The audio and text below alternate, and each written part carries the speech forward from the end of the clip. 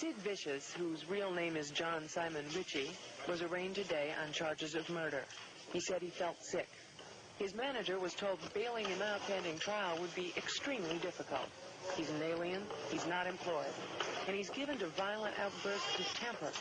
But his manager said, and I quote, "Underneath that tough exterior, there was a real nice guy." Yes, I've been without, been down and out on a limb with nowhere to go. Told it's one less thing on my mind. Not to worry about all the paying out, the piles of bills out, final demands. They'd all be sorted when I die. But I was going off the rails, no matter how I tried. If all else fails, a part of me just died. Sid Vicious will not have to stand trial for the murder of a girlfriend at the Chelsea Hotel. Sid is no longer vicious, he's dead. His nude body found in a Greenwich Village apartment, spoon and syringe nearby. Then my luck came in, I got a lucky win. Hundreds of thousands of friends. Had no more worries for a time. Yesterday, police found him there in room 100, and on the bathroom floor they found the 20-year-old American girl he'd lived with for 2 years. With you when you die.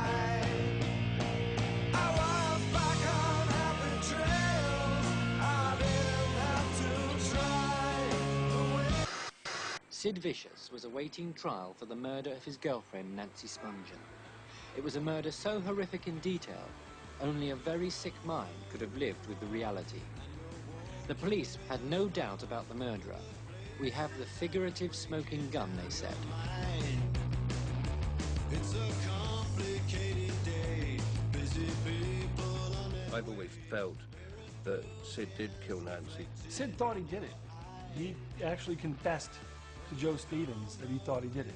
The last time I saw them, Sid's got this knife about yay long, and he's sort of sticking Nancy with it, just gently, but you know, she's like, ow, Sid, that hurts.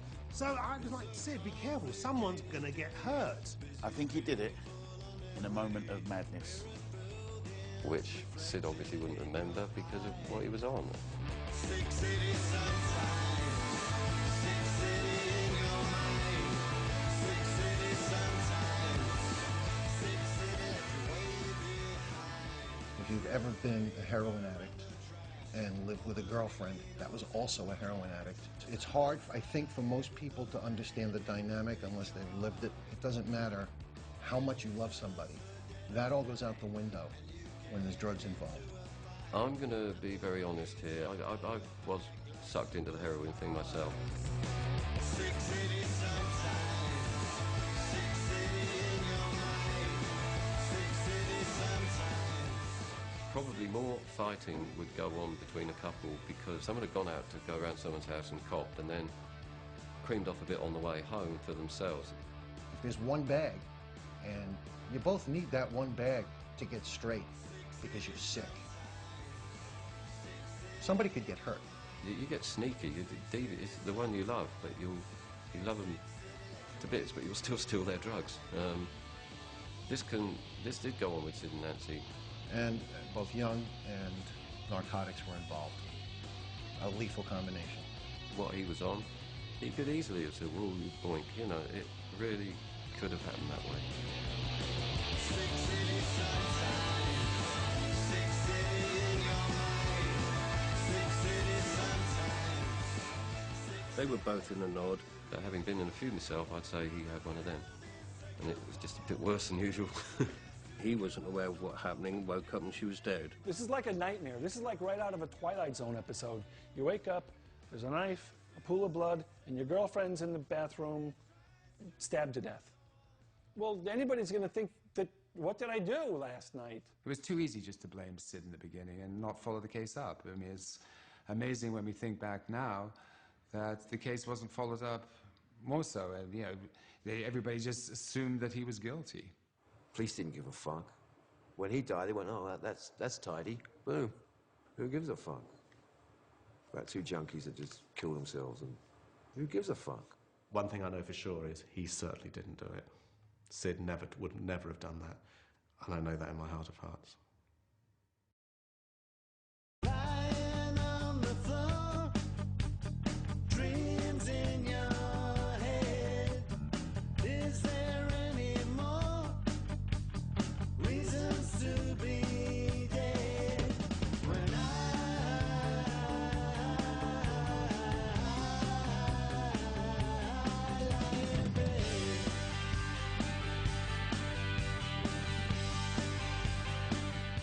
In the evidence photos, there's a large TV about 2 feet in front of the door, which may or may not impede entrance. There are mattresses around the room for at least 3 people. There's a very clear bloodstained handprint on one of them, and yet in the police file there's no mention of this. And for the record, the bed that Sid was passed out on isn't the one with the handprint. According to the police evidence file, there were only 4 of Sid's fingerprints in the entire room. Nancy was stabbed once in the abdomen, and it took her around 3 hours to pass out and bleed to death, which means that after she was stabbed, she would have been capable of getting to the room door and screaming for help. So why did she decide to make her way to the bathroom, to certain death? In all the NYPD police reports and statements, the murder weapon, the Jaguar K11 hunting knife, is left on top of an open suitcase next to the door, wiped clean of any fingerprints or traces of blood. Detective Kilroy was one of the arresting officers when Sid was arrested. I think was never convinced it was more than just some mad junkie murder. As far as he was concerned, it was a smoking gun case. He'd walked in, he'd found his killer. Sid had guilty man written all over him, even though they had to slap him around and get him something like conscious to read him his rights. In the police report, there is an account of Sid's response to questioning on the scene. It's full of contradictions. First, he states he didn't know what happened to Nancy, claiming he didn't stab her. Sid also claims that he took Tuinal and slept the night through. He then confesses to the murder, saying they had an argument. Finally, he tells police it must have been an accident. Sid also explains to the police that when he initially found Nancy in the bathroom, she was still breathing. And after washing blood from her, he went to the clinic to get her methadone. He called the police on his return. Sid was oblivious to it all. I mean, he even got up in the morning and went to the methadone clinic. That had to be in the early morning. I think the methadone clinic opens at 6 or something like that. Got his methadone and came back before he realized that she was dead. That's how sort of far removed he was.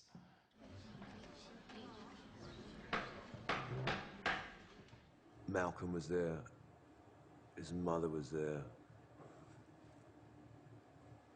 And he got bailed. Pretty soon after he got bailed out, I remember seeing him down in Max's, Kansas City, that particular night that he actually got out. And there was a lot of back slapping and nice to see you, Sid, and all this from everybody. Obviously, from the way he acted over those days and him getting into trouble again, he obviously wasn't in a good state. What would you like to happen now? I'd like to have fun. What sort of fun? Any kind of fun, just fun. That's my object in life. Are you having fun at the moment? Are you kidding? Oh, I'm not having fun at all. Where would you like to be? Under the ground. Are you serious? Oh, yeah. I mean, it was, silly just to let him out on the streets. And, where's he going to go? He's going to go looking for drugs. He's going to, go to nightclubs and hang out, places where people are just going to encourage him to get into more trouble.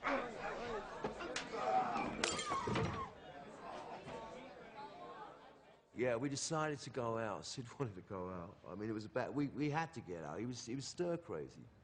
So we started to go hurrahs. I mean, it was empty and there was a band playing really, really loud. There's a scuffle to my right, and I'm like, what's going on? Sid, out of nowhere, completely out of context with everything, smashes a glass in this guy's face. There's glass flying, and Peter's going, oh, fuck. I grab him, and we drag him out. And we're just running.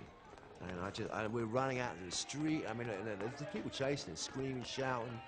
I'm like, what? What the fuck happened? Oh, yeah, Sid just put a fucking glass We didn't know who it was. Patti Smith's brother, of course. From what people told me, I know Patti Smith's brother was a buffoon and probably deserved anything that happened to him. That guy was just some drunk moron who, you know, was the straw that broke the camel's back, I think. It's stupid, but it's a 21-year-old crazy boy does something and he goes back to jail. He didn't think about that end of it. So much for protecting Sid. But he was like that. It could go off at any moment around him. That was the thing. It was a little bit... You were always like, oh, let's go out. All right, what's going to happen now? Sid Vicious is in a detention cell at the Manhattan Criminal Court building, waiting for friends to post $50,000 bail. Sid was due in court on the 1st of February. And a really good lawyer had been hired by now, James Merberg, at the expense of Virgin Records in a deal that Malcolm had done for an album they were going to record. What no one understood is just how good Merberg was. The assumption at Glitterbest Management Office was that it would take at least until the 3rd or 4th of February to get Sid released on the new bail that Virgin had posted for him. Merberg goes in there in the morning on the 1st, and by lunchtime it's all wrapped up and done and dusted, and so Sid is released into the waiting arms of his mother, Anne Beverly, and his new girlfriend, Michelle Robson. I have known Michelle Robinson since long before Sid. She was around in the days when I was working with David Bowie, even. She had a big fixation on Sid for a long time, and she knew Nancy from before Nancy went to England. With a new girlfriend, you know, that was quick. So, very quickly, that one. But, you know, he needed somebody. He needed that sort of emotional prop. And she fit the bill. She was a little bit like the old brand of groupie. She always dressed kind of, in those days, kind of in a semi-S&M kind of way. A lot of leather, a lot of high heels, a lot of hair, huge amounts of makeup. She was very glamorous, and she had a very, very aggressive personality. And Sid was like the prize. No matter what condition, he was Sid Vicious. He was the trophy, and they wanted him. Ultimately, if he would have, you know, not met his untimely demise, that was a good situation for him. It really was. We thought he was getting out that day, and we were going to wait and see if he was getting out and then have a party.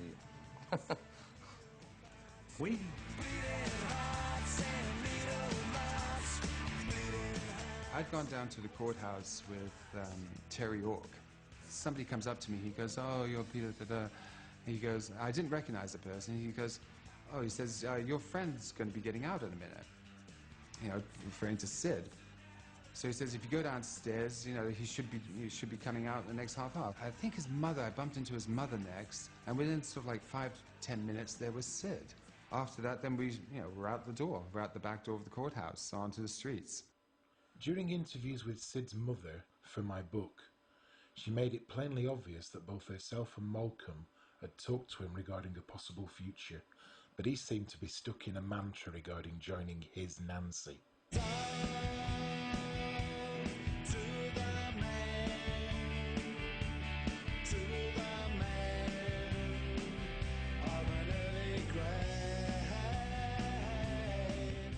So, you know, like any junkie, you know, you wanted to get high, you know what I mean? That's your first thought always, and what a great time to get high when you're clean.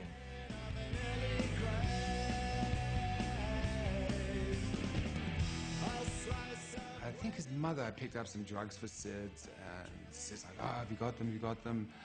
And anyway, they go to the hotel, go to this place where Anne's staying, and he does the drugs, and of course they're absolute rubbish. At this point, you know, Sid had asked me, he says, oh, can you get me anything? Can you get me anything? And I'm sort of in a bit of two minds about what to do. So anyway, I said, I'll see what I can do. I had other things I had to do that day. And I was, at that point, living with 2 French hookers who were actually heroin dealers as well, up on 15th Street.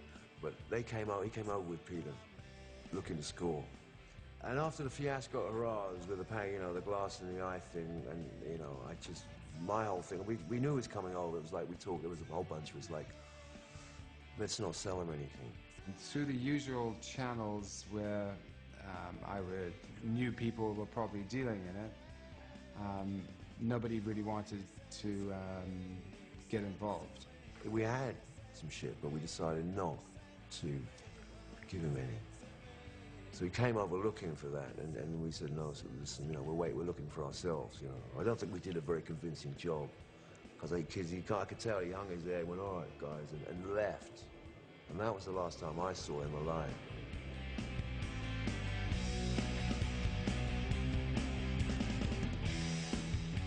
At the time, I felt like I was doing him a favor. But now I wish I'd say, no, come on, see, we'll like do it with us. You know, and now I feel like I made a mistake there. And that's when Peter was dispatched by Anne with Anne's money to go and get some more drugs for Sid. Somehow I got in touch with this woman who I didn't know at all, and somebody had given me her as a contact. I went down to see her, and I got what I'd been asked to pick up. The things that what did come back with Peter was beyond good. It was, you know, I think it's been said it was 98% proof or something, which is too pure for the human body in any state, basically. About two days later, I tried to get in touch with this woman again, and this woman had disappeared. She was no longer at the place where I'd met her, at the apartment I'd met her, and was nowhere to be found, really. I never saw her again.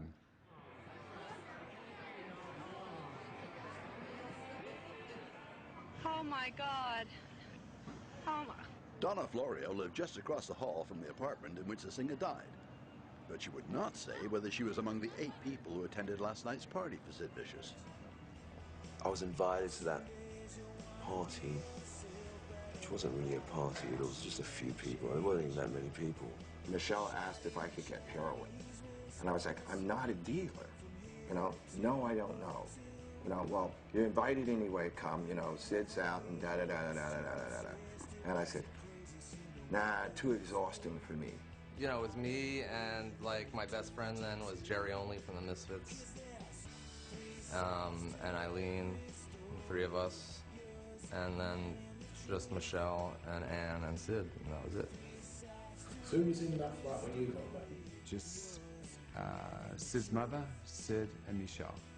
And I went to the apartment probably at about, I would say, no earlier than about 7 o'clock, no later than about 8:30. Well, no one came in. They came by, you know, to make deliveries, but they didn't come in. I don't know what they said, but... I was there until about 1:32 in the morning. And none of us had ever mentioned Peter Kodak's name. I'd always left that out because I didn't know where he is or what trouble he was in, and I didn't want to make his life miserable, and just in case, you know. 29 3/4 years later, back to 63 Bank Street. Weirdsville. Oh, I remember it a little differently. I thought this was... I think the living room came more up to here, maybe. The living room was right up next to the kitchen. It was like a small, what would you call them? You call them probably like bedsteads, apartment in New York. And there was a couch going along here, and nothing here. Because I remember when those guys came to the door, you could see them from sitting here, you know. And there was, or maybe what you call a front room with a kitchen in it, and a bathroom. That was it. Wow. This is the same. Wow. I mean, you basically, small bedroom, where she had a bed where her and Sid were lying. Very, very weird. I mean, it's so similar because it's really dark. And I remember it being really dark. And this is all very, very similar. But police say they were told by the victim's girlfriend that his last hours were spent looking towards the future.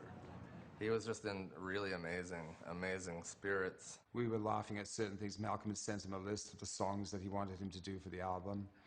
You know, there was like the ones that the Clash ended up doing, like I Fought the Law won, and I remember one that was on there was YMCA, which we thought sort of highly unusual and a bit amusing, and yeah, we were going through the list laughing at that. I was really happy to see everybody, and talking, and we were listening to New York Dolls records, and he was jumping around playing air guitar and being funny and telling jokes, and it was really an incredible thing for me to see the real side of him. He was talking about going upstate, clearing his name up, doing this record, and okay, he had a lot on his shoulders, but it was pretty positive.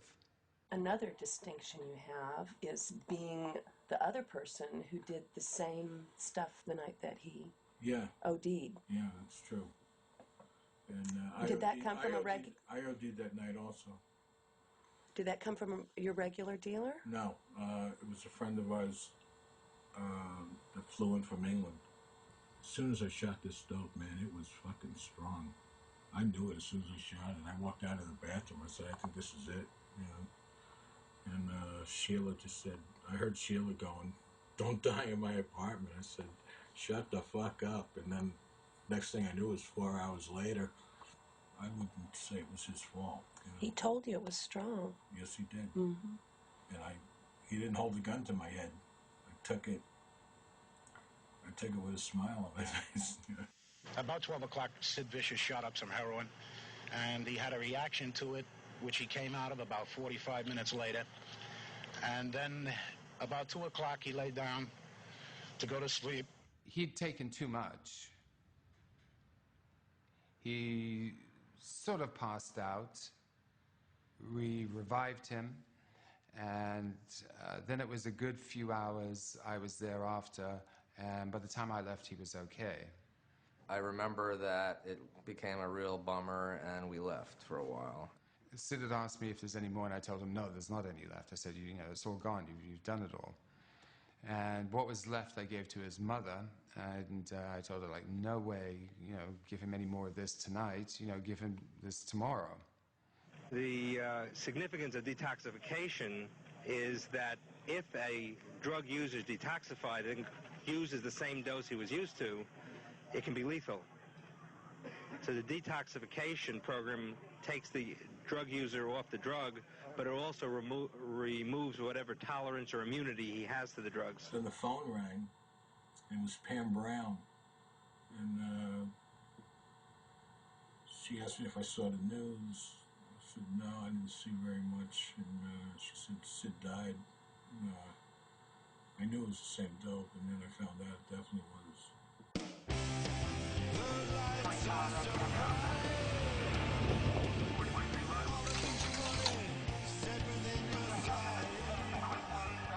My first reaction was Hot Shot. Well, they got a batch that I think was particularly good. The stories now I'm told are that the heroin was just too pure, but then that was also a very common way of hot-shotting someone. All I know for now is that he'd been asleep with companion Michelle Robinson at the time of his death. She's an unemployed actress who was hustled away from the scene along with the victim's mother. And the whole idea that his mother gave him something, I don't believe that. I don't believe that. The only people who can say the God's honest truth about what went on in Bank Street that night, one is Sid, and he's dead. One is Anne, and she's dead. And one is Michelle, and she doesn't even answer that name anymore. Whether he took more, whether there were other things like pills involved, God alone knows. But having overdosed once that night, he OD'd finally somewhere in the night, and the next morning, Sid Vicious was dead. I was here once for 6 or 7 hours ever in my life 30 years ago with this thing that happened here that impacted my entire life. I could never touch it, you know what I mean? And now I'm standing in it, so it's just really, really, really odd. A day after Sid's death, his mother, Anne Beverly, found this note in the pocket of her son's jeans. It seems to point to a death pact between Sid and Nancy, which apparently had existed since the previous summer. It's meant to happen. Nancy always said she'd die before she was 21. I think I was what there's now called a self-harmer, and in them days it's called stupid. But I think it was an inspiration to Sid as well, and of course he had to do it bigger and better and went further. The last major British magazine interview the pair of them did, which was a Record Mirror, that was March, April 78, they were already telling people they got a suicide pact. Nancy, by all accounts, had been telling people before she even came to England that she'd never make 21.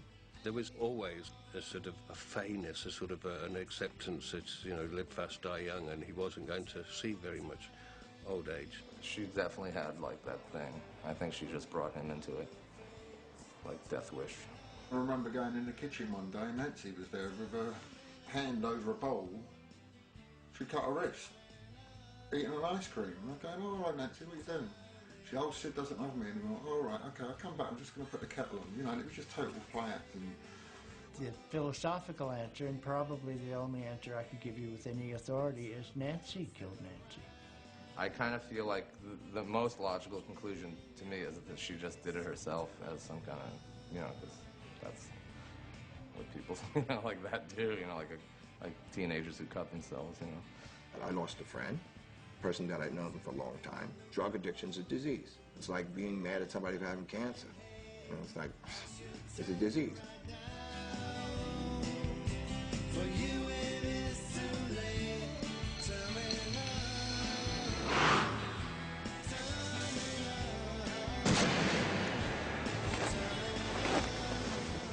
With the death of Sid Vicious, NYPD closed the case, believing he was the murderer. No further investigation has ever taken place. But the police all treated this like, who cares? It's just another dead junkie. You know? We got better things to do with our time. And this guy's name was Vicious. You know, he was supposedly violent. You know, of course he killed his girlfriend. They never thought twice about it. Nobody ever followed up on it. It's like Sid got out, Sid OD'd, and end of story. Is that really what happened? Is that just, you know, we might as well just leave it at that. Who cares? Anne Beverly was a character. Anne Beverly was very bohemian. I first was introduced to her in 1984, and we talked about doing a book about her son, and then Alex Cox's movie came along, Sid and Nancy, which played two significant roles. It postponed the book for about 3 or 4 years, and it allowed me and Anne to get closer and for her to tell me an awful lot more about Sid.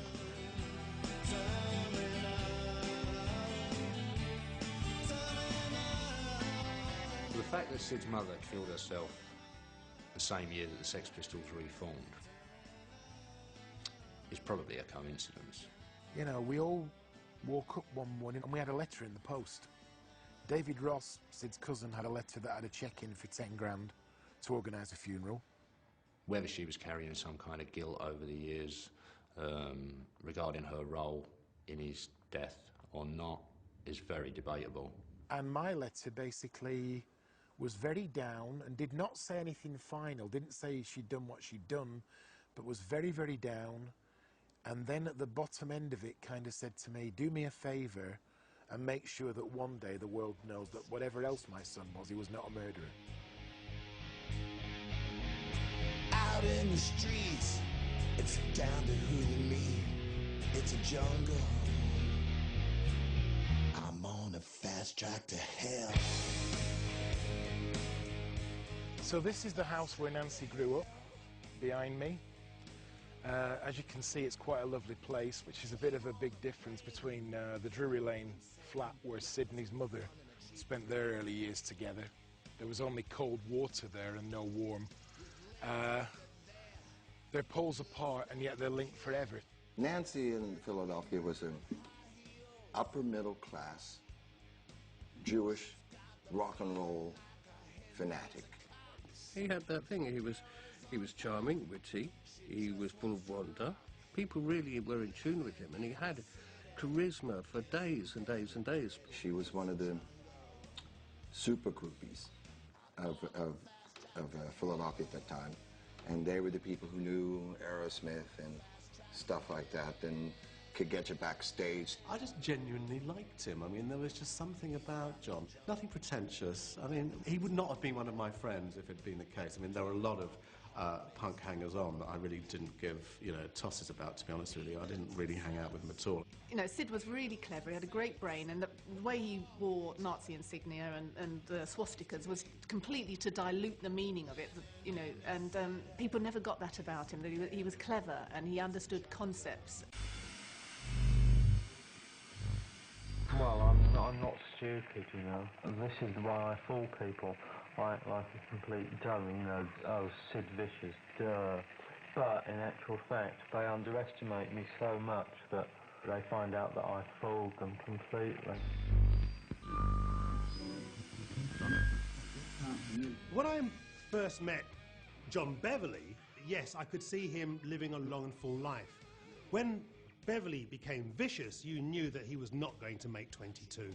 And I went to this audition, and we were all sitting in the stalls, you know, waiting for stuff to happen. And Sid and Nancy entered. So it was a real stir, naturally. Everyone said, oh, Sid and Nancy. And then Sid at one point turned round and said, why don't you lot all fuck off? And one of the auditioners said, bollocks. Well, you know, as you would. And suddenly went into a fury. He said, what are you saying, bollocks to me? And he got out of his stupor and charged back and started laying into this bloke. So there was this bloke, you know, being attacked by presumably his hero, trying to fend him off, you know. Look, it was about half an hour later, him and this bloke were sitting next to each other, chatting quite friendly, and Sid said, yeah, I think it's a good way to make friends by having a fight. And, you know, they were the best of buddies by then. When Sid and I used to hang out, and we used to go out in the evenings, we often ended up in physical trouble, in fights. I mean, and that was before even he was called, Sid Vicious. And it was this sort of escalation of, oh, we've come home again and Sid's got into trouble again. He liked to fight. He couldn't have one. He couldn't fight sleep. But, you know, but he gave that, you know, out. It's not that he was particularly aggressive, but he wouldn't take any nonsense from anyone. And someone said something stupid, he'd just tell them it's stupid. Actually, he got to the point where he'd take his belt off, wrap it around his hand, and just whack people with the butter. And I don't know where that came from, because he wasn't actually a physically aggressive guy. So we're sitting in the speakeasy, and Paul Weller's coming in with his wife. Now, if Sid had just waited a second and asked me, I would have told him that Paul Weller can well look after himself. His dad, John, was an ex-boxer and all that. Sid's gone out like a lunatic, with the boots flying. Paul Weller's cracked him a few punches, but he had a glass in his hand at the time, Paul, and it cut Sid on the face. There was a bit of screaming. I jumped in between them, and Sid's there. He's got the glass in his face, and Paul and his wife, I said, well, I apologised to him, and they went off, and I said to Sid, why did you attack him like that? He said, because he said that we nicked in the city and took in holidays in the sun. I said, well, you did.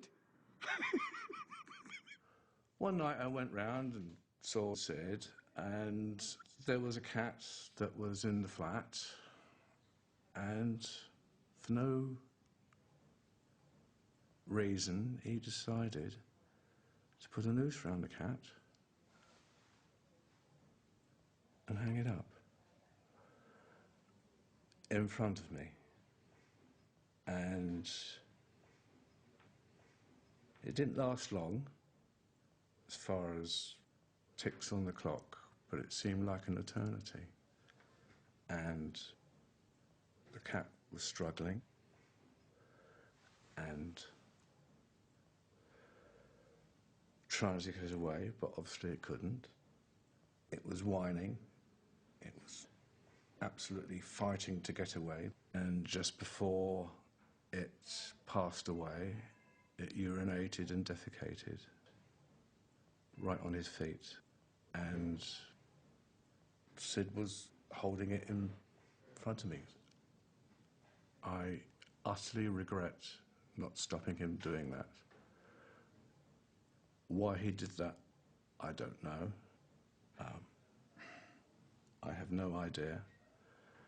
It's the most disgusting thing that I've ever seen in my life, and if I could have my life all over again, that is the biggest regret, that I would stop him from doing that. It was horrible.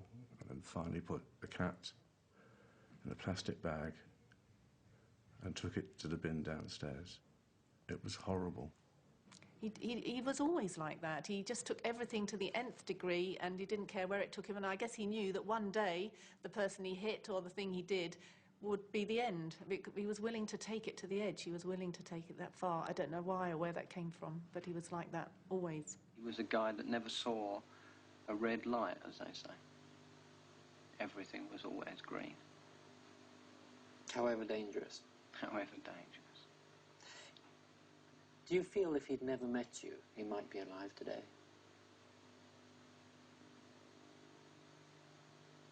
I don't know. I don't know. Like, you know, What he effect might did get you run have over on by a car. I don't know. But Sid, I suppose, would at the very best be called, could be called amoral. He just didn't really have a concept of what was good and what was bad. Certainly not for him, but for other people as well. Sid especially didn't know who himself was anyway, because he was too young. I think the thing about Sid and his upbringing was he just wanted someone to love. You know, it seems to be fairly obvious. No father figure, you know, moved around from pillar to post. Mum a bit of a bohemian, you know, never settled. You know, people like that tend to make a fool of themselves or, you know, dress up strange, anything to get attention and be liked. When I met Anne for the first time, it was almost like, ah, that's the explanation. Beverly couldn't look after herself, let alone look after Sid. I never liked her. I mean, it was quite clear to me where his problems lay, and it was with her. I always felt there was a bit of an agenda there. Well, that's kill me for thinking that, but I did. What I know about Beverly, or what Sid told me, was, you know, they used to go to Morocco, and then they would go back into Spain, and she used to sort of stuff blocks of hash down Sid's trousers. And I mean, if you got caught in Spain at that time with even a joint, you know, under Franco, you could go to prison for, you know, 14 years. So it was pretty dangerous, but probably lucrative. Yeah, if we went round to Sid's flat, you know, like the high-rise where Anne lived, we could just do drugs in front of her whatever way we wanted. I mean, Beverly was the type of person that, okay, if she arrived somewhere, it'd be like, Sid would be like, oh, God, it's my mum, let's hide, you know, I hope she doesn't see us. So I don't think there was any particularly close bond there. I remember when Sid and I went to see the Pistols at the Screen on the Green, and I had this little sort of vintage dress on that Sid had sort of cut really short and ripped up and made look fantastic. I mean, you know, he was a great girly mate in many ways. And we watched the Pistols and we thought, oh, we said to each other, what's the point? What's the point of carrying on? They say it all. They're everything we want to be. There's no point being in a band. We just felt like giving up at the end of that gig. It was such a fantastic show. When did Sid become one of our #1 fans? I don't know that he did or not. I mean, I think he was just #1 hanging round after John. I think there was been a bit of a double act, and then John was busy doing something else and Sid wasn't. So, and there was nothing else going on in London at the time, so we was where the action was. So he'd come and cheer his mate on. It is interesting to me that, you know, John did bring Sid in to sort of like supposedly be his ally in the band, and of course practically instantly you realise that he was going to overshadow John because of the way he looked, the way he was.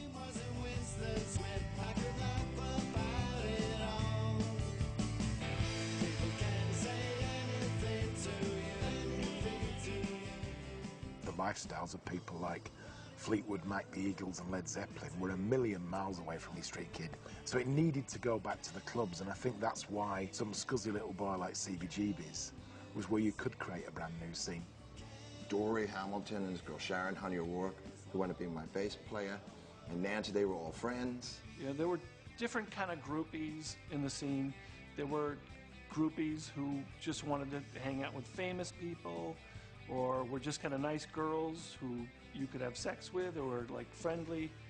But then you had the Nancy type. She wanted to marry a rock star and be a rock star's wife. But usually girls like that hook up with a boyfriend pretty quickly. Nancy didn't have a boyfriend because no one could stand being with her for more than one evening. She was just really repulsive. Nancy came on the scene, right? And, like, she could have been 18, she might have been 20, I don't know, but fuck, she's, like, so old, you know? And I just mean, like, she's just seen too much. She's seen so much. The other people who were very onto the scene, like Gail Higgins and the bartenders at Max's and at CBGB's and things, all kind of said, stay away from her. She was a drug dealer and she was a prostitute and she was really bad news. And when someone is called really bad news, when you have Dee Dee Ramone's Connie going around breaking bottles over people's heads, that's really bad news. Man, I mean, I thought she was like 27, you know? Anyway, and young, yeah. I mean, I thought, oh, well, she was only 27, so there you go. I didn't even know. She was 20. This woman had years of experience at manipulation, intimidation, you know, and of course, she would fuck everybody as well. You know, God love her, you know, I mean, like, you know, that, if she couldn't get through, she'd have sex. She asked me on numerous occasions. It's how Nancy operated. She would go get the drugs so she could get laid. And the first time I met Nancy, she was being shagged in the toilet by somebody. But not Sid, no. But someone very close to him.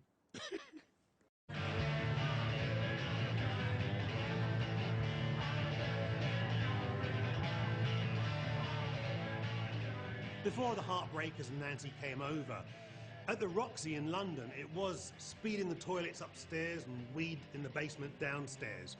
And as I said before, with a bit of beer to wash it down. You know, in those days you could have had a wheelbarrow load of cocaine, rock on, you were doing really well. You had that much heroin, the stigma that carried, you know, people were like, well, you know, didn't want to know.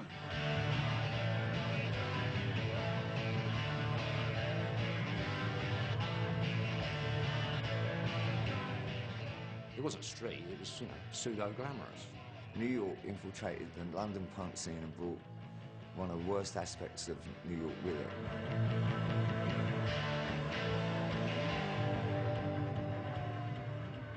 Why on earth people think this band, the Heartbreakers, Johnny Thunders and Jerry Nolan, who couldn't tie their shoes in the morning, could orchestrate the downfall of British youth by importing heroin into the British Isles is beyond me.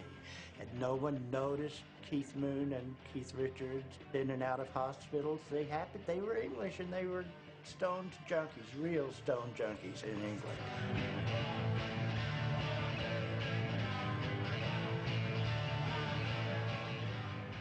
You know, I mean, to me, the Heartbreakers were like the best punk band. There was something about them, like this cocksure kind of arrogance, good songs, looked great. And we watched them, like totally gobsmacked. And then they came down into the audience to say hello after they'd done their sort of 20 minutes. And I said to Jerry Nolan, I said, oh, I really like that song, Chinese Rocks. What's that all about then? And he looked at me like I was an idiot. He said, well, heroin, boy. I'm like, oh, right. And it hadn't even come into anybody's really field of consciousness until then. By the time the Heartbreakers and Nancy arrived, it was the new thing, you know, they almost made it cool. Johnny and Jerry needed to find someone they could hang out with. So English kid, I'm a first English kid, like, this guy's cool. Now, it is in the nature, the unfortunate nature of a junkie to not want to be alone in their addiction. I'm in their camp now, you know, I'm probably the first kid who did smack with these guys from New York, because they don't do speed. There's no doubt that they turned a lot of people on to heroin. And that really did have a major impact on the punk rock scene and almost kind of wiped out the first chapter of it. And he was like rolling up his leg every now and again, and he was like showing everybody all his needle marks. He says, oh God, this foot has gone numb now. I can't use this foot anymore. And his whole body was absolutely covered with marks. Sid developed his persona when he became a Pistol. I know the image and the requirements of living up to it did go to his head sometimes. The name Sid Vicious was the most amazing creation in the world. It's like Hollywood stars, you know, Marilyn Monroe, Betty Grable, those people didn't know how to deal with who they suddenly had to be, and had to be all the time. They didn't get to only be it when the cameras were on, or only till someone said, you know, now you can go home now and just be yourself. But this was exacerbated by drugs, which stoked, you know, his reasoning, innocence all went out the window and he just became Sid Vicious. Looking for a pretty dope fiend. And I remember one day, she was at me and Honey O'Rourke's place at the Chelsea Hotel, and she says, wow, guys, you know, I'm going to London, man, because, you know, the Heartbreakers are going to be playing there. Nancy turned up in London when she did because she had a thing for Jerry Nolan. The story is with a guitar, but I don't know why she'd be giving Jerry a guitar, because he was a drummer. Although he was a drummer, he had this really beautiful pink left-handed Fender Esquire with all the knobs on it were offset dice. It was really flash kind of, not very punk, but he couldn't play it, but She brought it over for him. Hey, but he didn't want to, he knew she was bad news and just gave her the bum's rush. I used to go back to Heartbreakers flat quite a lot. Anyway, we walked in and there was just this incredibly loud woman there. Neil said, oh, it's my birthday, and she just started going on about her birthday. Everyone was just zonked out and smacked. Yeah, and then we'd sort of turn the lights out and just sort of sitting down. And suddenly there's this presence in the room. It's Jerry Nolan. And, you know, fully clothed, mohair jumper, the whole lot. He got into bed beside me, so I was kind of stuck in the middle of Niels and Jerry, and he just said that he wasn't being weird or anything, but, you know, he was really... There's no way he was going to be on his own with Nancy on the loose. She came up to me, Nancy came up and from behind put her hand on my shoulder and just said, "Hi, where's Jerry?" First words out of her mouth. And I said, "You will not see Jerry. I won't let you near Jerry. If I have to lock Jerry up in a room and not let him out of it, I won't let you near Jerry. Do you understand?" And she just said, "Oh, okay," and wandered away. That was it. I think my first introduction to Nancy was hearing this neighing, whining sound from the background over my dub records I was playing, because she was loud. See, Jerry very much used her. Jerry, there was, if someone could supply Jerry with drugs or with money or with a place to stay or a ride to the bar, they were his girlfriend. And because obviously no one knew her and no one knew this story was a whole heap of lies, what it did is it opened a lot of doors for her. It got her into the McLaren Westwood empire. It got her into the Speakeasy. We'd go to the Roxy as a kind of watering hole, and there's this girl staggering about with a very loud voice. There were a couple of heartbreakers there, and they were avoiding her like the plague. She was going around asking everyone for a cigarette. And then she spotted Sid and made a beeline, and that was it. He started talking to her. She was all over him. Staring back at a darker scene. She's always there. Well, we've never met American women before, and so initially it was quite a giggle. Saw her on the arm of Sid, and I thought, oh my God, if there were ever a perfect target for Nancy Spungen. Sid was very innocent, gullible, whatever you want to call it, naive, and she probably blew him off his feet.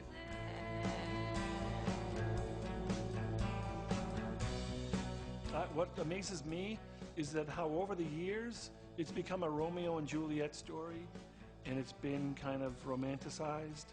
But he really loved this person.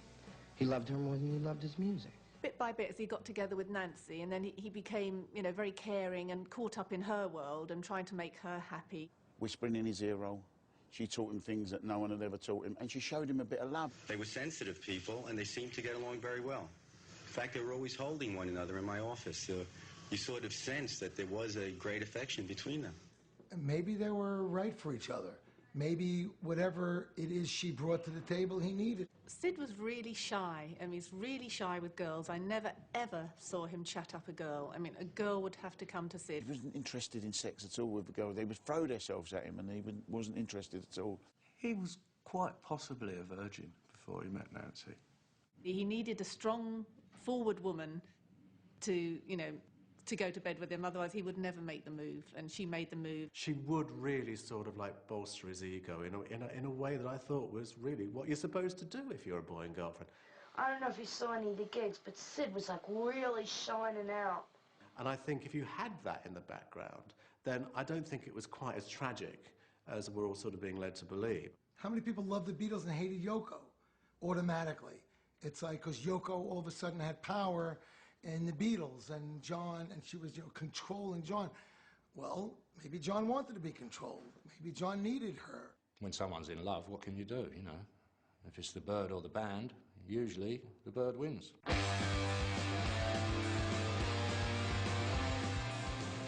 The Pistols came to America. They came to America, they came to tour. By the time they announced their tour, I knew I had to find a way to get on that tour. Spent a lot of time, Sid, when he went to America and he's on the tour with the Pistols, you know, he asked me and Barry to look out for Nancy. So we had the job of, like, making sure she was all right. He was away with the Pistols in America, you know, he'd be ringing back, Viv, can you make sure you see Nancy? She says no one wants to talk to her, no one wants to speak to her, everyone hates her, it's breaking my heart. You know, he was still worried in the States because she'd be ringing up, giving him an earful all the time. Because no one really wanted Nancy around. They tolerated Nancy because of Sid, and then she did get to that point where she was persona non grata around at most people's places. We ended up setting up a party in Bob Gruen's room, and sure enough, everybody except for Johnny from the Pistols showed up, and Sid walked in kind of in the middle of the party with this tall blonde woman. We're all kind of like, oh, that's good for Sid. He picked up the best looking girl from the gig. One time he called up and was telling her how he'd been a transvestite. She had a very deep voice, and Sid was pretty upfront. He's like, well, here now, am I going to suck your cock or your cunt? And she said, cunt. And everybody's like, you know, what? You know, that's a man's voice. Sid, what are you doing over there, you know, on the road in America for the first time? You can only imagine. He was telling her about this transvestite he'd ended up with, and her reaction was, well, all right, Sid, as long as you're not doing any fucking any girls, you know. Which I thought was funny.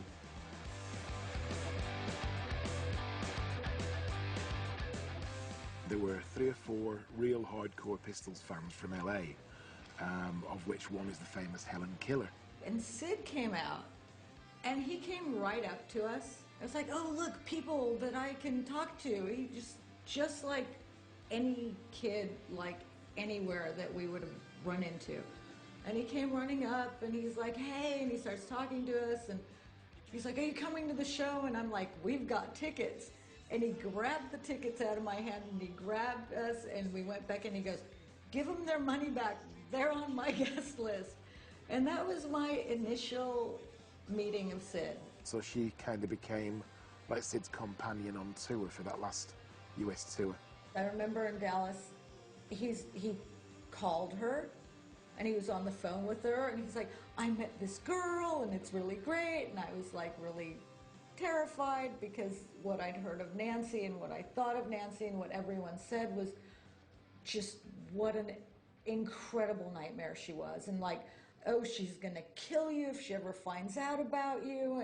And I was just like, why are you even mentioning that I exist to her? And it was kind of frightening to me, but he was like in love with her.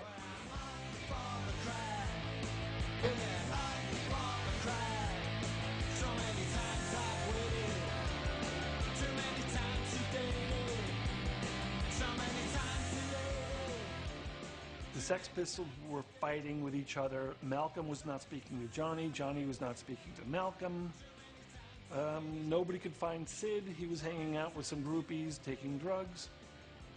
We went in the bathroom, and he's like, oh, I'm going to do this. And I'm like, no, don't do it. And he's like, I'm going to do it. And I'm like, okay, there's nothing I can do.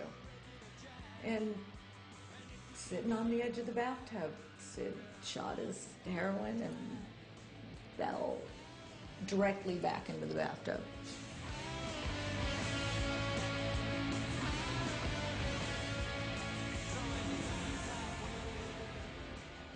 I've got the vision, Sid in the worst situation I'd ever seen him.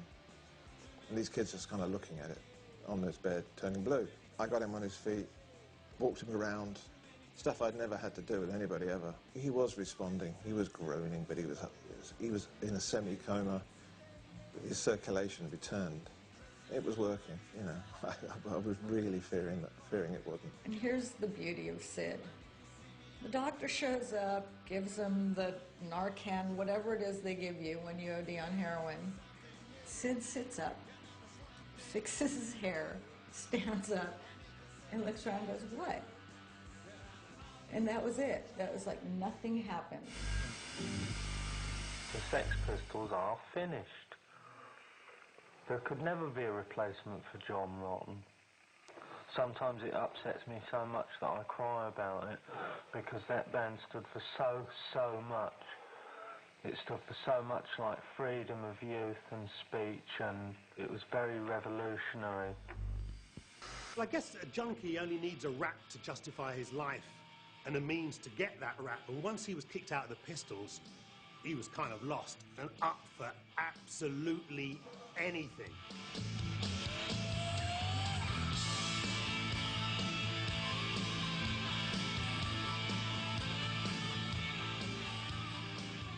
Porno, playing with anybody. I mean, they were just like desperate junkies. Really sad, it has to be said.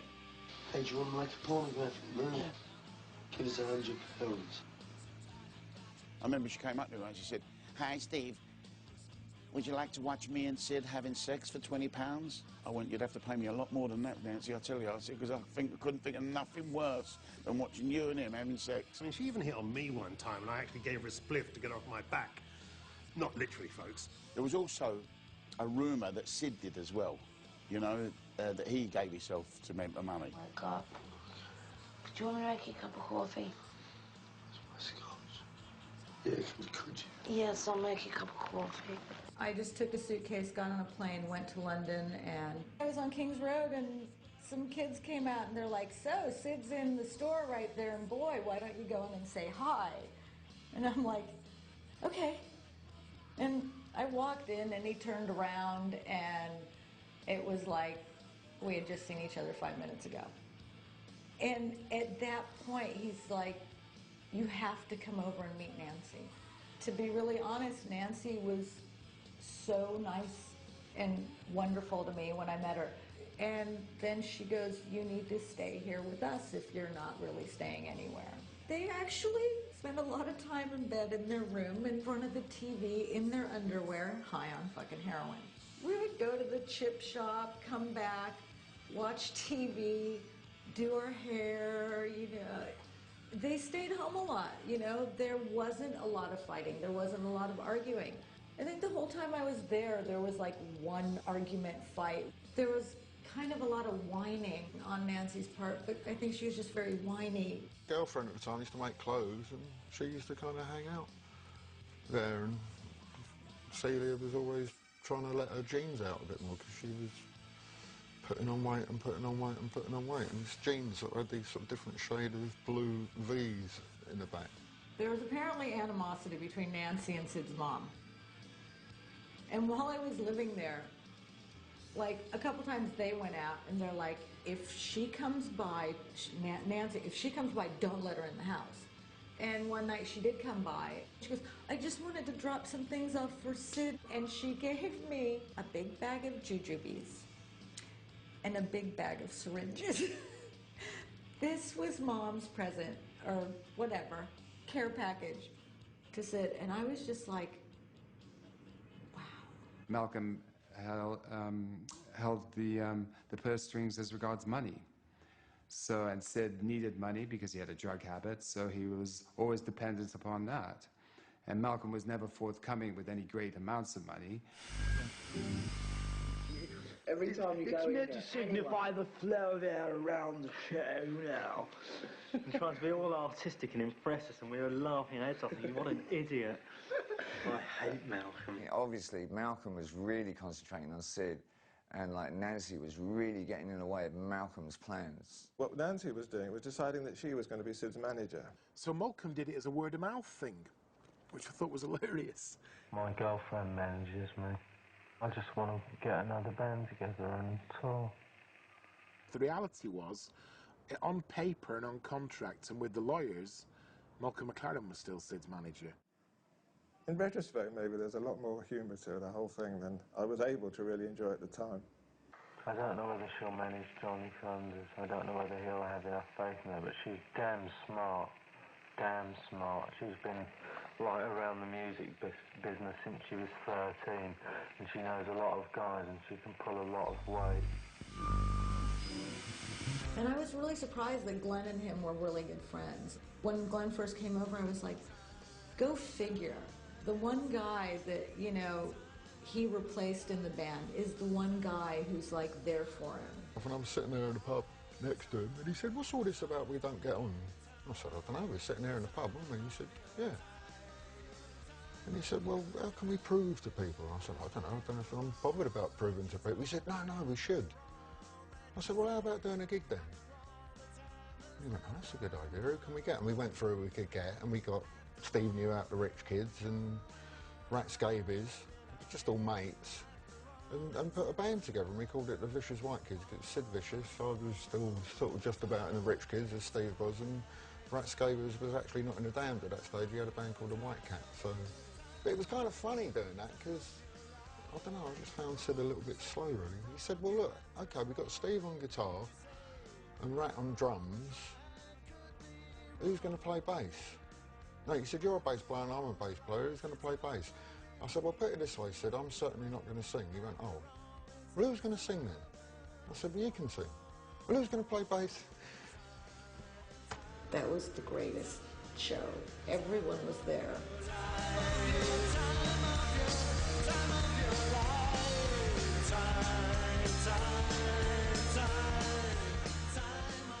I think Debbie Harry was there, Jim. Everyone was there. That was an amazing show. And had he been able to continue to pull that off when he got to New York, who knows what would have happened. But there you go, when we started rehearsing, Sid, we did like one number and Sid come up to me afterwards, he said, wow, he said you can play bass all the way through a song without stopping. At the time, it did enable a lot of kids who hadn't seen Sid Vicious on stage to actually go. Into the rehearsal room for our first rehearsal, and everything had been cleared out by the band who had it before, apart from this Fender Mustang bass guitar, just sitting there. His eyes lit up, and he went, I'm having that for my honey, you know, Nancy. And so we rehearsed, and we drove home. Next day we go up to have a rehearsal, and they said, well, OK, we'll have a good gig, take the equipment, but you can't take the equipment until you give us the bass back. What bass? The bass that Sid walked out with last night. No, we didn't have a bass. You know, like everybody's senior Sid, right? We put a phone call into Nancy, and we arranged that, well, the bass was coming, you know, we could be loading up, but we had to sit there waiting for it to turn up. Of course, in the meantime, Nancy's painted it with black emulsion. Hadn't even taken the strings off or anything like that, and it arrives in a cab in a black laundrette bag. So we gave it to the guy, but it's still dripping wet, you know, but we just went. But the whole idea of it was obviously to raise enough funds to send Sid over to New York and, you know. Yeah, it could have been a lot of things. It could be to get away from Malcolm, maybe to get some sort of control over his career himself, if he knew what he was doing. But I think there was also some legal problems they had over here at the time, too. There was a young, fairly up-and-coming and promising record producer called John Shepcock, who again was only in his early 20s. And he was a heroin addict too. And he went round to Pin Dot Muse one night, and himself and Sid and Nancy had this kind of nod out on heroin. And what tells you about the state they were in is the next morning they woke up and genuinely did not know they were laid next to the dead body of John Shepcock. And when Anne Beverly told me years later, she said, then they knew they had to go. Because the police were already harassing them for so many things, and now suddenly they're waking up with a dead body in their bed. The way I remember that whole thing of Sid and Nancy hooking up and then her pretending to be his manager and going to New York, I have to say that things were moving so fast by that time that we didn't give a shit. Things aren't getting easier at all. They're getting worse and worse. I hate this country and everything to do with it. You know, the punk rock thing had taken off and had momentum, and no Sid, no Nancy or any of that stuff could really stop it. So we didn't really think twice about it. I want to go and live somewhere else. Do you know what I mean? We have no plans whatsoever. We just live from day to day, you know, existentialist like Jean-Paul Sartre. His entire, you know, roots in everything that he was obsessed with was in New York as well. You know, it was cool. New York was cool. Let's go to New York. Oh, it sounds good. We can play Max's. We can make money. Yeah, okay, we'll, you know, launch our career from there. His obsession with, you know, the New York Dolls and the whole New York punk rock and pre-punk rock scene. You know, between the two of them, where else were they? That's where they had to go. They were so excited. They were like, we're going to America and we are going to just take over. As opposed to we're going to America and it's going to eat us.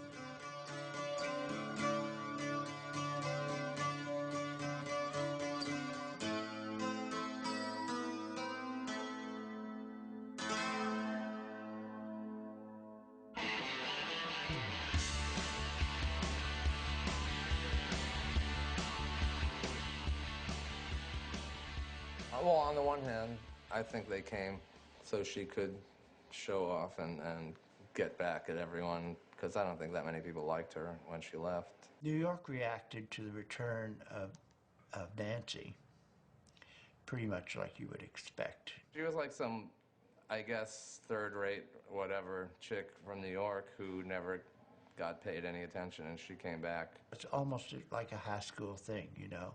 This is all about her, you know what I mean? This was not about him. This was about her, for her, you know what I mean? And she was doing that thing, you know, when you pull up to your high school reunion in a Rolls Royce, you know, kind of, that's where she was at, you know.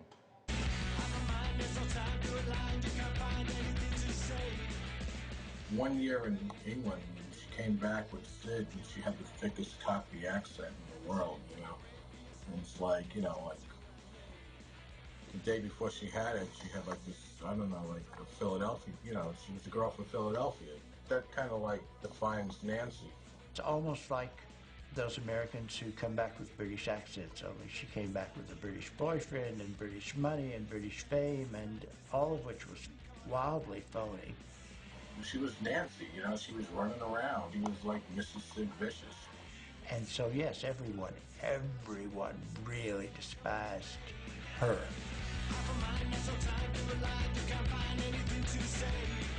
Sid Vicious was barely big on the underground in America. You know, the Pistols hadn't actually sold any units, they'd already split up. It would be 10 years later before that album went platinum in America. So when he arrived, he would have been famous within his clique of people. I'm talking about a very basic underground fame. People would throw shit at us in the streets, you know? Sid Vicious was not a rock star, except among that circle of people.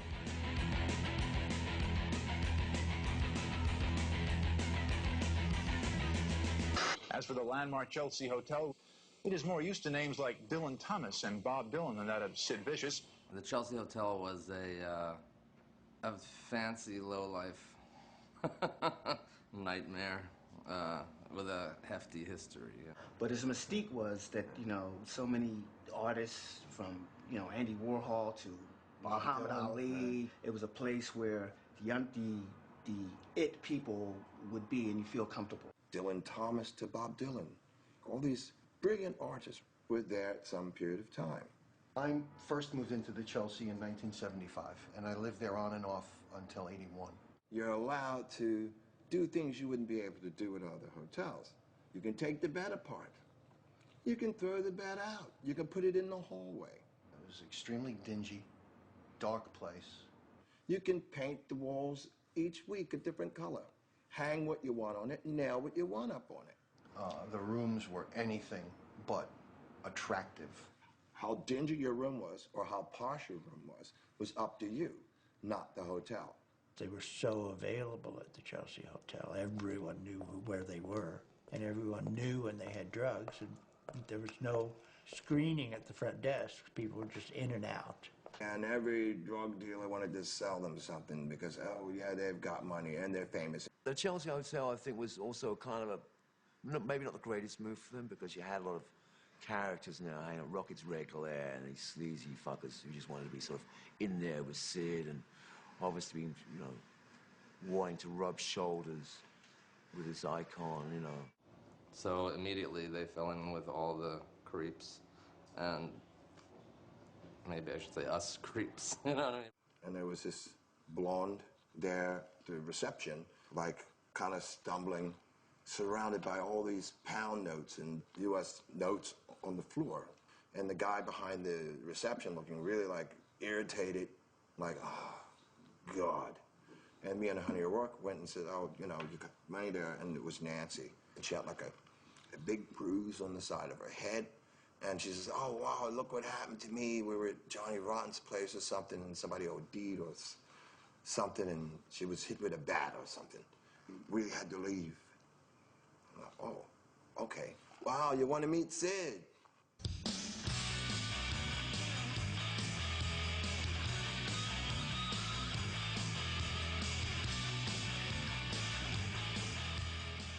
We got him on the methadone program. That was one of the first things we did because he was not well. He came with a massive habit from London. The heroin in London was much stronger than it was in New York, so that was a problem. So that wasn't holding him. I mean, these are the problems you have when you travel. I mean, when they arrived in America, we must remember there was a fairly substantial lump of money due to them from the cover of the song My Way. But of course, they were two fairly desperate heroin addicts. Waiting around for money was not particularly on the agenda on a daily basis. You had to have money readily available. Sid and Jerry were good friends, and Jerry suggested they get a band, and so they did. It's going to be Sid, Jerry Nolan, and Arthur King from the Dolls, and Stephen Dior from Jerry's new group, The Idols. They were going to have Johnny Thunders play with them, but he wasn't really together enough, so eventually my brother played with them. We finally decided we were going to do it. Nancy negotiates. Actually, Jerry Nolan negotiated the deal, actually. It was a good deal. Do 2 shows a night. We did a Thursday night, 2 shows, $6 in. I think the place held about, you could cram 2,000 in there upstairs. I remember when she was booking things to have Sid playing Max's. I mean, she got a big advance, I think, from Tommy Donnelly, Tommy Dean, who was the new owner for Mickey Ruskin. So I think that's pretty good. Oh, she didn't have any power. Well, I couldn't go in there and say, okay, you know, give me all this money. You know, and they say, yeah, and I haven't even played a note. I mean, and not many people in the scene could do that.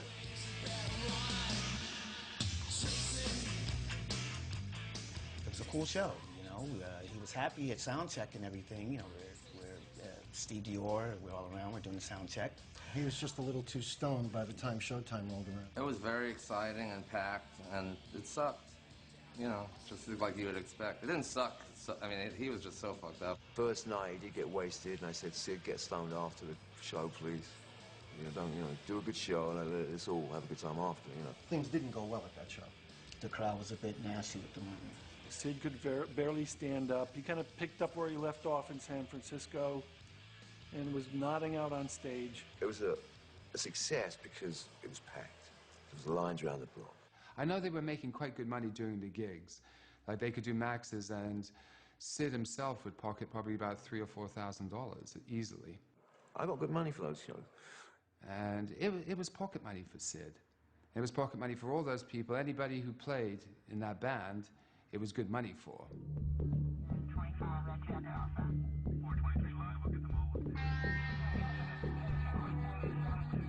Leading up to the death of Nancy, things on the New York Underground, and this could be because heroin was getting harder to find on a daily basis, did seem to get a lot more scuzzy. You know, the Dead Boys drummer was famously stabbed outside a taxi rank at 4 in the morning. And a lot of the people on the underground were arming themselves. You know, it's quite well documented that people like Didi Ramone and Steve Bators weren't just buying knives, they were telling other people to buy knives, because there was obviously something going very wrong on the scuzzy side of Manhattan, if you like. There shouldn't be too much doubt in anyone's mind that the tension between them was coming to a head. Don't drop it on me again.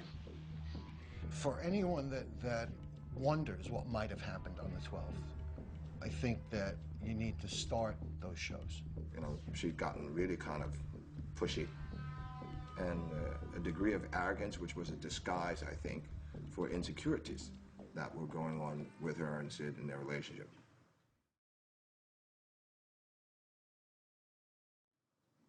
I think mainly it was Nancy called up Honey O'Rourke, right? And says, oh, Sid and I are gonna come by. At the time, I don't know, it was before 12, several hours before 12. And they came to the room, and Nancy had a portfolio of like press clippings. And we ate. They were kind of depressed. He's got some nasty habits. And they started going through the pictures. And he's like, yeah, I remember that day, and now look at us. And look, you know, we're all fucked up. It wasn't even exactly feeling sorry for themselves. It was like worried and, wow, are we ever going to get the glory days back? I mean, the one thing we need to understand about October the 12th, the night that Nancy died, there was no heroin about. And that's what leads us back to the Dilaudid and the Tuinol and various capsules and pills that were brought in for them by various people that night. They left. And this is maybe around 12, close to it. And I went out. You can imagine, you know, Sid and Nancy were clucking like chickens. They were coming down cold turkey, which is the worst way to come off drugs. This is why they were having a party and buying a lot of drugs. I had gotten there just after midnight. He called and said they were, you know, looking for something to relax with. And then I went with Kelly. I think Leon wanted to bring him to the room to get the brownie points, but Kelly insisted that I go with her. Really loves a party. She never wants to leave. It was just Sid there that I remember, Nancy. She gave us the money. We left. Someone came over and told me there was a party at Sid's and asked me if I was going. I didn't really want to be there. You didn't know it was going to be an important night. It was just another night out in New York. And around 2 or something, 3, I had a violent toothache and a stomachache. Well, it was 19 years ago. But I know I don't go out before midnight, and I know Max's closes at 4, probably somewhere between 2 and 4. So I went home and then was seeking some type of medication, like a joint, right? And there was a dancer who lived on another floor, hanging out with a friend of mine, Pepe Valentine, and he was from Blue Coat Squirrels, and now he's Victor Colicchio, and a girl named Kelly Garrett. And I called her up and asked her, oh, do you have a joint? I've got a toothache and stuff like that, and she came down. Leon claims to have been in room with Kelly, unknown last name, resident of room 301, where he received a call from Nancy asking for pot at 4 a.m. Nancy called me, wanted to know if I had a joint. She talked about Sid. I said, how was he? And she says, oh, he's done a couple of Dilaudid, and he's out of it, and he's useless. There was another voice in the background, and it wasn't Sid. I couldn't tell who it was, but there was somebody else in the room. And she says, okay, well, call if you hear about something. I said, yeah, of course. Right. It was, I'd say, between 4 and 5 that they called up. Kelly came down to the room. By the time I got dressed and got down to the room, we knocked on the door. She opened the door partially. Sid was out of it. And there was a guy in the room who I believe always is named to be, I would say, Snaky, Spidey, Skippy. I just remembered and, you know, an E in the name. I didn't pay attention. And he was there, and they already had enough. And Sid was passed out, and that was the last time that I saw either one of them. So I walked in, I scanned around the room. Sid was passed out on the bed, passed out. Did he move at all while you were there? No. You never said anything? Said anything? No. I knew I was familiar with his condition. He wasn't saying anything. He probably wasn't even dreaming. But someone said he had about 30 Tuinols. Basically, like Dilaudid is the kind of drug that's given to cancer patients to block out everything. What are the likelihoods that someone who had eaten 30 Tuinols would get up in an hour, in a couple of hours, and... There is no possibility. Okay. There's none. Everybody who was at that party told me how Sid was so stoned he could not have lifted that knife, much less stabbed somebody with it. Now, 30 Tuinol will, you know, boys and girls, will kill you. It's not the kind of experiment you want to try just to be like Sid Vicious. It will kill you. It would fell a tree. Now, whether he ate 30 or whether he ate 3, I don't know. But I know that I knew people that could do 30 Tuinols. You know, I was one of them. Because when I saw him, and I know the amount of Tuinols that he took, and I just can't see him killing him, going back to sleep, and there was just a lot of it didn't make sense. I know for a fact there are people who went into that room that night that Nancy died, and when they told their stories years later, they said, talk about a shock when we woke up the next morning and Nancy was dead. When we left the Chelsea that night, we thought we were looking at the late Sid Vicious. A while later, there's like a knocking on the door, No, pounding's more, you know, and it was so scary. And then there was a sound of, to me, it sounded like metal hitting the floor, and some mumbling, and silence.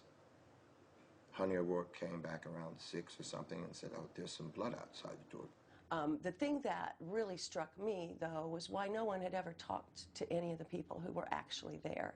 That there were so many people in the Chelsea, they're in that room that night, and that none of these people had seemed to have told anyone their story. As a matter of fact, in the lobby of the Chelsea Hotel, the next morning when all the press and everybody was there were newspaper people all over the place, I did approach one detective, and I don't remember his name, but he wasn't interested at all in anything that I had to say. And the knife was left here on the suitcase? This is interesting. I've got a better picture. Yeah, look at that. That's clean.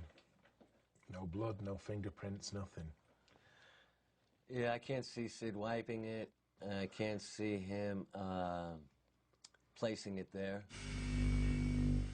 And I think that the mitigating circumstances were such, as told to me by the lawyer that was representing him, if there were no fingerprints on this particular knife, then we would obviously have a very good case. Sergeant Houseman, I think, looked into the whole thing a bit deeper, and he had suggested that had there been more time and more digging done, it's just possible there may have been a different outcome when the whole thing got to court. I know that the police wanted to speak to 6 people. They never told me the names of those people, but I know that in the police file there is at least one page where 6 names have been wiped out. These names, the fingerprints must have been on record. In order for my name to be on here, I would have to give the cops my fingerprint. So it would indicate to me that these people had previous criminal records. Otherwise, their fingerprints wouldn't be on file. I just think it was one of those scenarios where if they'd had a little more time, they may have been to have done more with it. Right after this thing happened, everybody in New York was suspicious because the stories came out that no money was found in the room. And people who had been at the party saw her flashing a lot of money around. In the weeks leading up to Nancy's murder, Sid had played lucrative gigs at Max's Kansas City and finally been paid his royalties on the sales of My Way, paid in cash for both. Whatever else happened in room 100 that night, are we also supposed to believe that all this money simply vanished? Yet during the night, the room had been accessed by drug dealers, junkies, band members, and by NYPD. The NYPD had no clue there was any missing money. It's only when various witnesses started giving their statements and talking about Nancy dropping $100 bills in the corridor of the Chelsea. I remember following Nancy through the lobby, picking up her money because she was always dropping $100 bills behind her.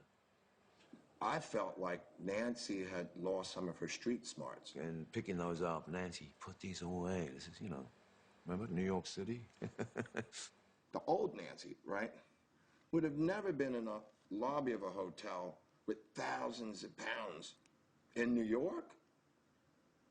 What? And we were like, put your money where you don't. People to see that, that's nuts. And, oh, fuck, yeah. I mean, she always had about $3 grand on her. Yeah, some people might suspect the cops have taken it, but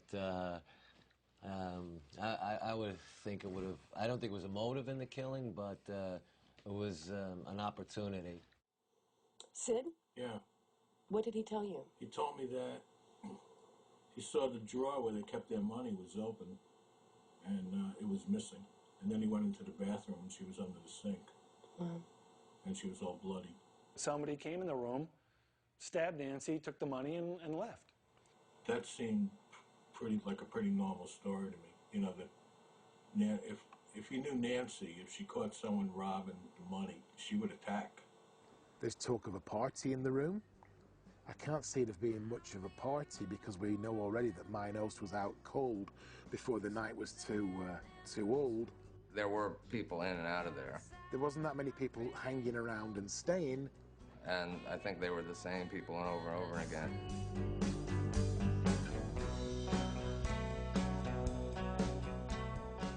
We know that some people said that some drug dealer from the Chelsea Hotel had been in there at that time. not Rocket's Red Glare, who's another self-seeking nutso.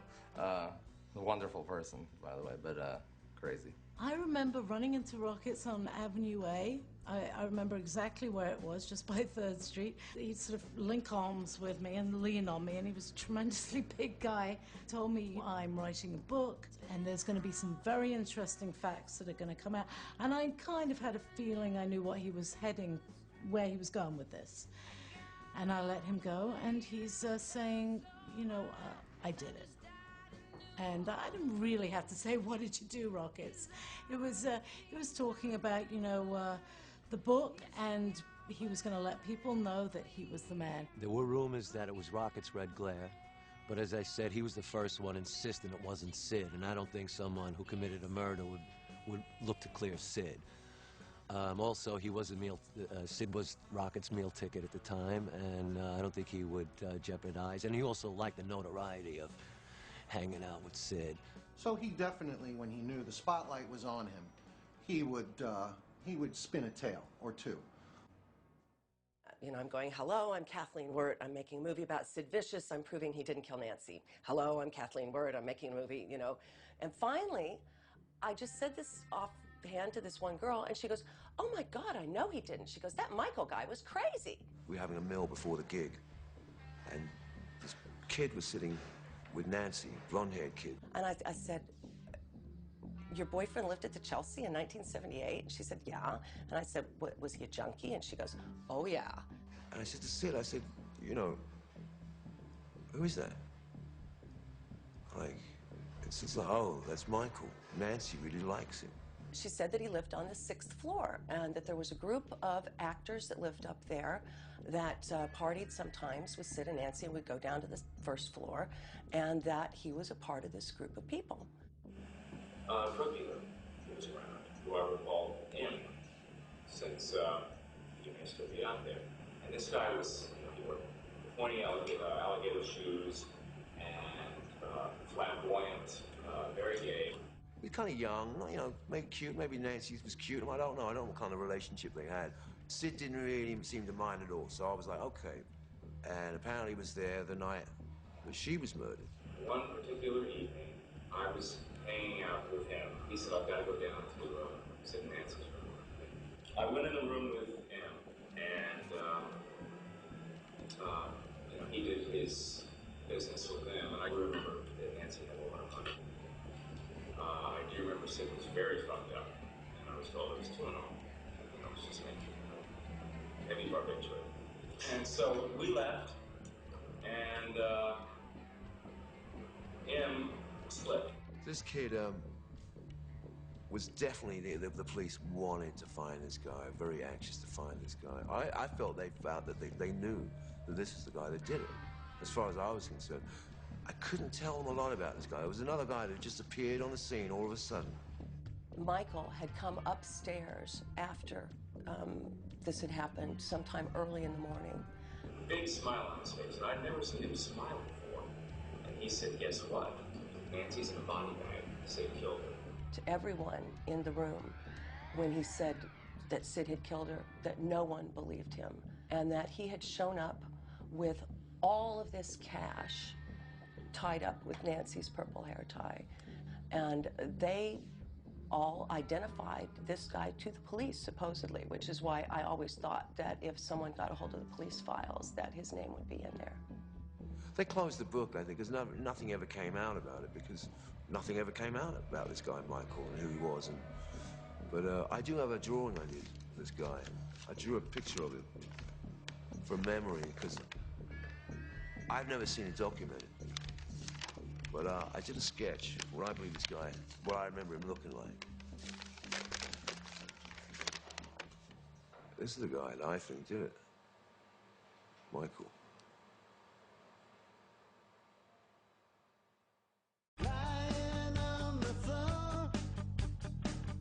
Every witness who visited Sid and Nancy on the night of Nancy's death claims that Sid was out cold on Tuinal for 7 hours. This is backed up by Bellevue Hospital records. There are fingerprints in the room of 6 people known to the NYPD, yet there is no police record of any of them ever being questioned. The murder weapon is wiped clean of blood and fingerprints.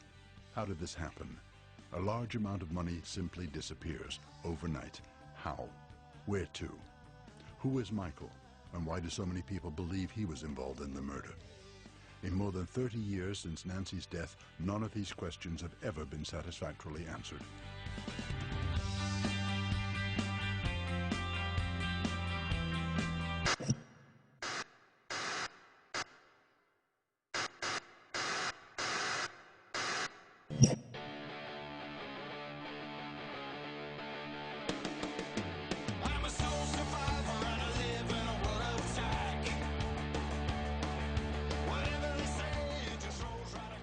I actually saw The Great Rock and Roll Swindle the other day, and it was funny watching Sid do My Way and Come On Everybody. You realise that, you know, he was and could have been a really great frontman, but hey, it wasn't to be.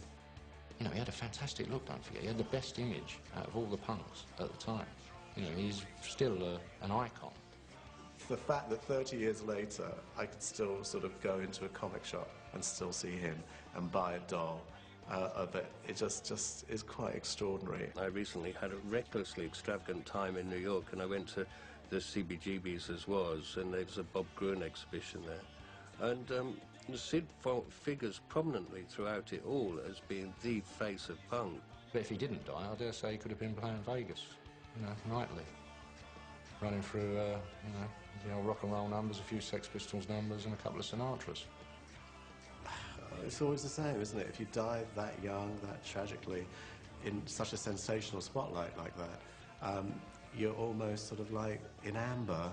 It's happened to so many people. You can see it all, from James Dean, Marilyn Monroe onwards. I've never met anybody like him. I probably never will meet anybody like him again. One unique character.